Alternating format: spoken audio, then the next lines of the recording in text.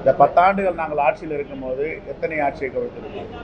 ஆனால் இவங்க அருணாச்சல பிரதேசத்தில் உச்சநீதிமன்ற தீர்ப்புக்கு பிறகும் அதை முடக்கினார்கள். இதெல்லாம் வரலாறு. மக்கள் மேண்டேட், மக்கள் தீர்ப்பளித்த பிறகு கர்நாடகாவில் எங்களுடைய ஆட்சியை கவிழ்த்து குறுக்கு வழியில் அவர்கள் ஆட்சியை பிடித்தார்கள். நாங்கள் எங்கே பண்ணோம்? பொம்மையுடைய தீர்ப்புக்கு பிறகு எங்கேயாவது இப்படிப்பட்ட சம்பவங்கள் நடந்திருக்கா?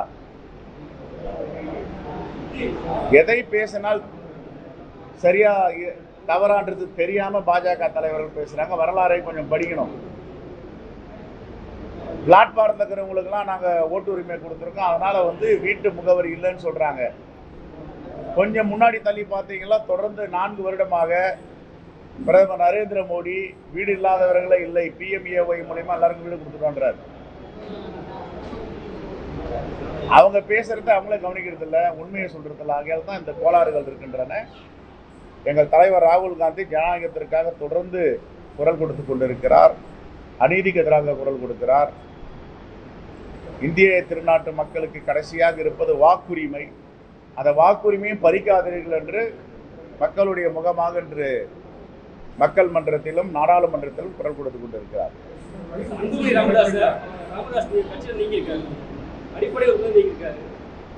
அது தந்தைக்கும் மகனுக்கும் உள்ள பிரச்சனை, அவங்களுடைய உட்கட்சி பிரச்சனை.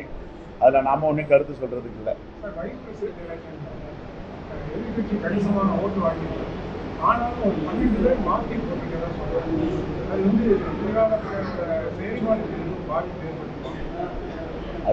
அது யார் ஓட்டு போட்டாங்க என்னன்னு நமக்கு இதுவரைக்கும் தகவல் இல்லை. நீங்க பத்திரிகையாளர்கள் எந்த கட்சியை சார்ந்தவர்கள் யார் அப்படி வாக்களித்திருக்கிறார்கள்? செல்லாத வாக்குன்னு சொல்றாங்க 14 வாக்குகள். அது எது செல்லாத வாக்குகள் கண்டுபிடிச்சு நீங்க சொல்லுங்க. திமுகவினுடைய ஆட்சி பாஜக கொள்கையோட இணைந்த ஒரு ஆட்சியா இருக்கு அப்படின்னு சீமான்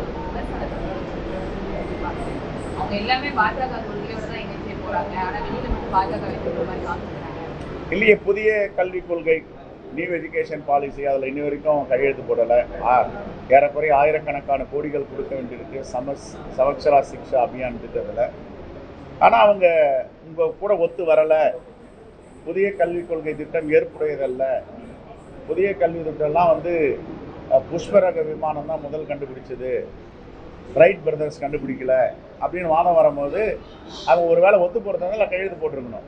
கையெழுத்து போட இல்லையா நியூ எஜுகேஷன் பாலிசியில் அப்படின்னா அவர்கள் பாஜகவுடைய கொள்கையை ஏற்றுக்கொள்ளவில்லை. இதுதான் உண்மை. இப்படி இருக்கும்போது சீமான் எப்படி பேசுவார் இதை?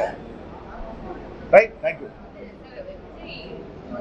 பரப்புரை மேற்கொள்ள வராரு. சனிக்கிழமையில இருந்து திருச்சி எல்லா மாவட்டங்களுக்கும் போறாரு. இந்த வரைக்கும் அவர் பேசுனதுல அதிமுக, திமுக, பாஜக எல்லாமே விமர்சிச்சாரு. காங்கிரஸ் ஒருவேளை தன்னுடைய கூட்டணிக்கு கொண்டு வரணுமோ இல்ல கூட்டணியுடைய என்ன அவரோட முயற்சி இல்ல, அது எங்கள் அகில இந்திய தலைமை தான் தீர்மானிக்கணும். ஏன் காங்கிரஸ் அவர் திட்டலைன்னா காங்கிரஸ் திட்டுறதுக்கு ஒன்றும் இல்லை. காங்கிரஸ் தான் எல்லா அடிப்படை ஆதாரங்களையும் அந்த தேச மக்களுக்கு ஏற்படுத்தி கொடுத்துருக்கு. காங்கிரஸ்க்கு ஆதரவான குரலா விஜய் இருக்காரு. சரி, நீங்க அவரை தான் கேட்க. தேங்க்யூ.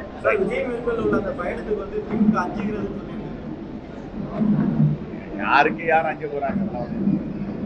செய்திகளை உடனுக்குடன் தெரிந்து கொள்ள கீழ்கண்ட கேபிள் மற்றும் DTH நெட்வொர்க்குகளில் எம்நாடு செய்தி தொலைக்காட்சியை காணுங்கள்.